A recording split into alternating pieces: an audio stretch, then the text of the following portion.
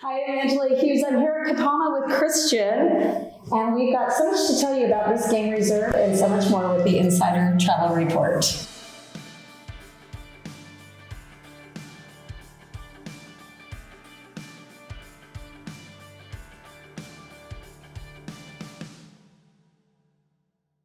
So hi, Christian. Thanks for having us at your lodge. It's been so great to finally get to South Africa.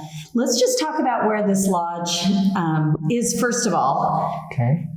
Outside of Kruger, because there's a little misconception that it's inside Kruger. So can we start off with that? Yeah, so Kruger National Park is a national park. We're part of the Greater Kruger Biosphere area, which encompasses all the properties in and around the Kruger area, which is around about 3.5 million hectares, the whole conservancy area, of which Kruger is around about 1 million hectares.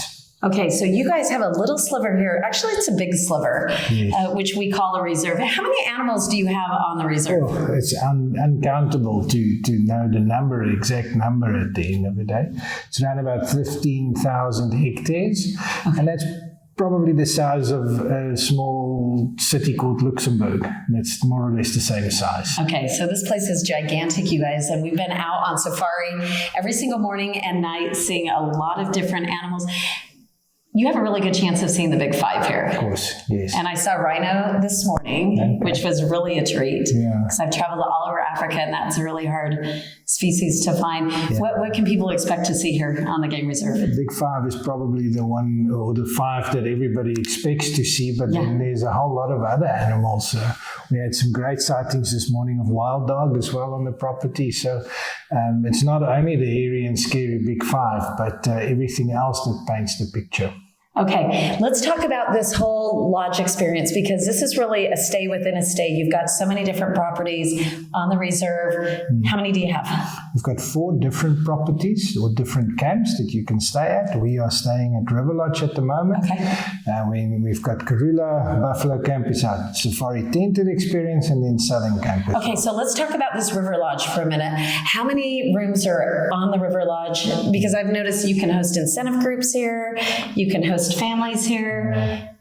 Would this be considered the main lodge, so to speak, if we were to... Yeah, you can say that. Okay. It's 60 rooms at the end of the day. Mostly we cater for FITs, fully independent travelers, families. Yes, we get the odd incentive or group coming through as well. But I think our philosophy at Kapama is to have something for everybody. It depends on your budget, and if you're on honeymoon or if you're an extended family traveling, somewhere on the property we'll find something that can suit you. Okay, so speaking of honeymoon, do you guys do anything in the destination wedding realm? No, we do. And we've also got a sleep out platform, a romantic sleep out platform, where we take a bride and groom and leave them in the middle of the game reserve. It's a 3-story platform, weather depending, but it's a beautiful experience. It's really something to behold. So you were saying that you really do have a budget for a honeymooner, for a family, and also high-end travelers. So let's talk about within River Lodge, how many restaurants you have and the different facilities. Now, first of all, let's start with the spa, because I just walked out of your spa, which was a fantastic experience and so relaxing, and the setting's gorgeous. So let's talk about the wellness center that you've got and then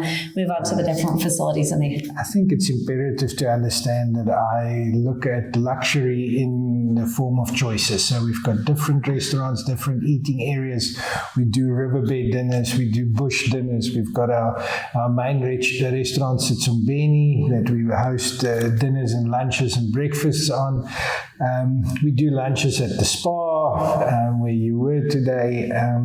So it's an all-round experience, not only outside the bush, but also inside the lodge. We've got 3 different swimming pools. Well, and the pools make a big difference. It's cold today. We were saying this is probably the coldest day that you've had. Yeah. But those pools really would make a difference if you were traveling in the heat of the summer, right?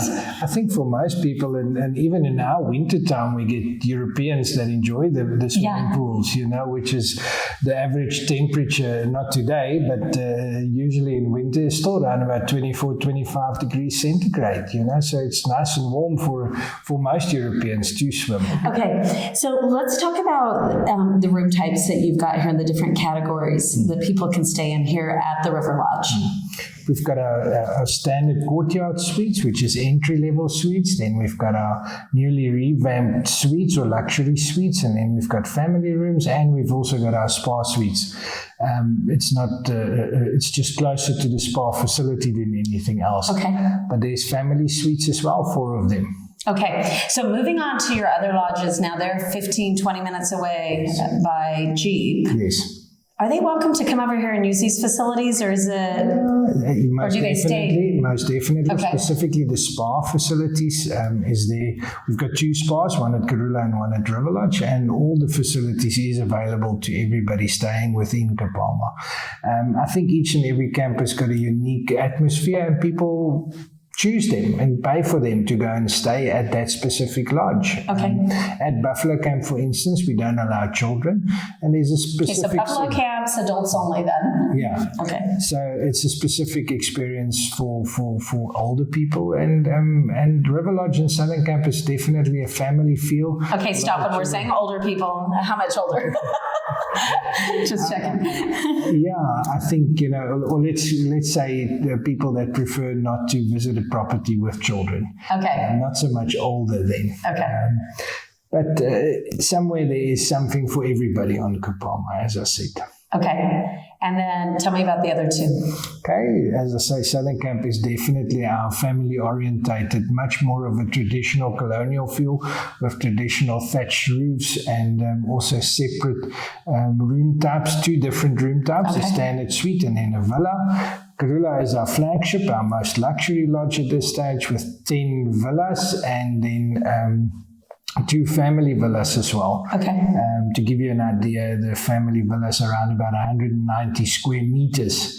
2 bathrooms, two bedrooms as such, and a living area, warm water, pools at all of those. So it's the upper part of the luxury travel market that we cater for there. Okay, and in terms of price, from Karula versus River Lodge, is there a big jump? It's around about double the price from River Lodge to Karula per person per night sharing. Okay. But once you experience the difference, inside the camp, you will understand the reason why. Okay. Coming out of COVID, how are you predicting the next couple of years to be? Because South Africa didn't exactly have, COVID. It was a little rocky getting started. Open, shut. Now we're all moving, and safaris are sizzling hot. What do you predict the future is going to look like? Look, I think, coming from a very low base, we can only go up in our industry. We're only going up. But no, I think the tangible experience that you can have on a safari, the smells, the sounds, and all of those, something that's going to be attractive for most travelers for a very long time coming. I think the disadvantages at this stage, some of the air travel has not been as smooth as what it could be and has been before COVID. And once that's back to normal, I think South Africa as a whole of really being a value for money destination is going to take off immensely. Yeah, and because we're mostly talking to the American market, it's really, I think, on point to say that we've got more airlift into Cape Town now nonstop than we've had in the future. Newark, DC, Atlanta. And remember, we've got 2 direct flights daily out of Cape Town flying directly into Hoedspruit, which is situated straight across the game reserve from us. Right. So we literally go and pick you up. And that's the easiest airport ever to come in and out of. I know that my home airport could take note on that baggage delivery. They got it in and out fast. And I think the thing, you can have breakfast in Cape Town in your hotel and have lunch with us in the afternoon. And that the accessibility of that is massively important. Makes it so easy. How do you feel like the recession is going to impact Well, let's talk about the American market. I don't want to speak globally, but the American market's going into a recession. We know that Africa has gone up 30% in pricing over the last 2 years. How do you feel like that's going to impact South African travel? I think, one thing that you need to take into consideration is value for money. If you travel to South Africa, 20 Rand to $1 at this stage, the value that you're going to receive. My experience is when recession hits and when people are turning over, their dollars, they look for good value for money. And South Africa is good value for money, and it will always be that way. I think we've got some of the best diversity that any country can offer in Africa. We've got the winelands in the Cape, we've got the beaches in Natal, and we've got the Kruger experience. So it's a whole world into one country. It's easily accessible, although long haul, but it's easily accessible, and we've got a good infrastructure when it comes to internal flying as well. So it's easy, it's affordable, and it's good value for money. Yeah, so take note on that. The US dollar is so strong here in South Africa. It feels like you're almost getting 2 for 1 here. Yep. And so now really is the time to be selling South Africa and selling Kapama. Okay, how long have you been in the business? Let's do some hot questions about you. 25 years, of which I've been at Kapama for 21 years. So you really are like Kapama, Chief Kapama. Part of the furniture, as they say. Yeah, you're part of the furniture. I like that. What do you see? You've been here 2 decades. What are some of the changes that you've seen in Kapama and also just in the way people travel to do safari now? I think 20 years ago it was very much an elite experience for very wealthy people, and I think we've made it accessible for the average person to travel to Africa as well. I think tourism as a whole has changed this area specifically for the local community as well. It's putting dollars and rands and cents into people's pockets that would never have been able to look after themselves. And the spin-off in that is conservation. Conservation has grown immensely. There's more animals in South Africa for viewing than there was 40, 50 years ago. So tourism has made it accessible for people to come to South Africa and to experience that, and it's put money back into the system to look after it and to also look after people. Yeah, it's interesting. I think people don't realize how much tourism does really help economically develop a geographical area. What about over-tourism? Do you feel like that could possibly be an issue? Because we know in 2019 that the world was highly overpopulated in popular tourism areas. Yeah, I think, we are the guardians of nature, and we are the ones that needs to look after that. And I think it's certainly something that you need to be aware of. In other places in Africa, it's certainly already been a problem, and we at Kapama is conscious about that. That's why you will also look at our game drive policies and how we conduct ourselves. We will never have more than 2 vehicles in a game sighting at any given time. So we control that. I feel very strongly about controlling how we present what we've got. Same way that we look after our stock in our kitchen, we need to look after our animals, and we have their welfare as our number one priority. Okay, so let's talk about the conservation effort your hotel's making for the area then. I think that's really important that you guys are giving back on the landscape. I think number one is that we own everything. We are probably the biggest single-owned game reserve in South Africa, with also the difference between a national park and a privately owned game reserve. So the family has bought up properties over 3 generations and converted that in some instances back from agricultural land to what we have today as a pristine game reserve. In doing that, we've relocated animals from all over the country, specifically out of Kruger National Park, to our property. And the conservation efforts through the tourism dollars that comes in has made it possible at the end of the day. But we also support local communities, we support local orphanage, we support local schools. But I think the major thing is, and you've asked me earlier, what's the big difference? When I started here, we employed around about 180 people on a permanent basis. We're now over 700 people permanently employed. We are the 3rd biggest single employer in the whole of the area. And that puts rands and cents into people's pockets. Yeah, that puts food on the table for families. Exactly. Yeah, at the end of the day. I love that so much. What do you think what would you say some of the negatives are right now?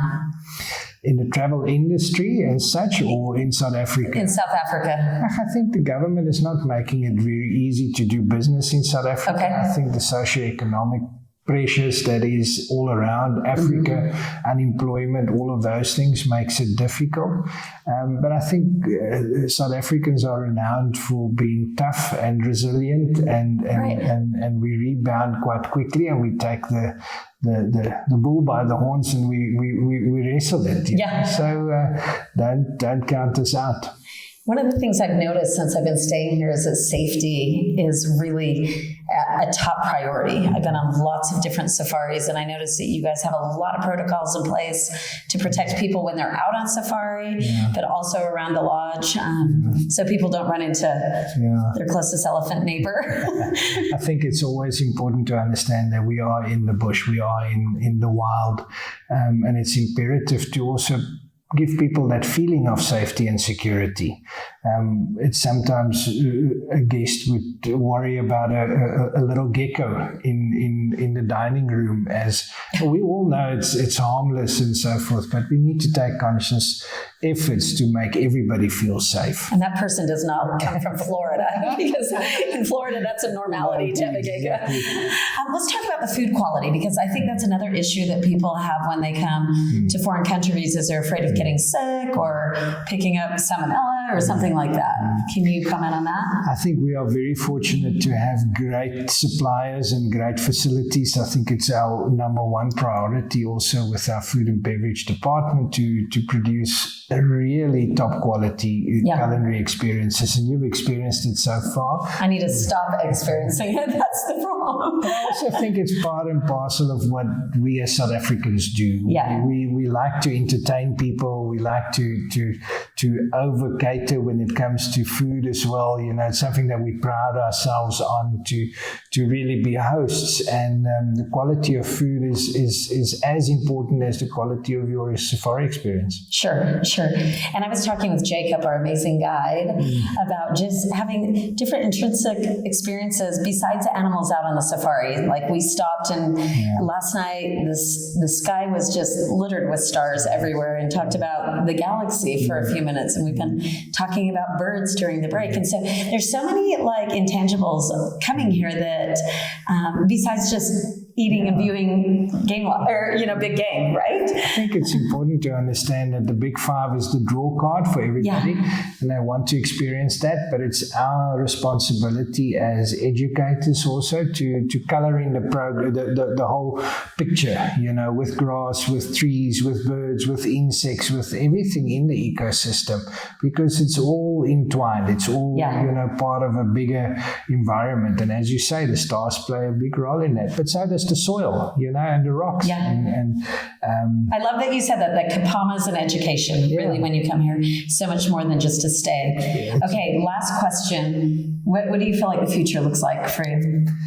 The future looks bright. Okay. I think it's always been our philosophy that we will have a product that you can experience, smell, hear. You can feel the dust on your skin. And you can hear the sounds at night, and that's something that really excites me. Okay, it's been so great being able to talk to you, and I appreciate you hosting us and letting us stay on your property. And we're really looking forward to getting a lot more Americans coming to visit us. Yeah, and I'm Angela Hughes with the Insider Travel Report.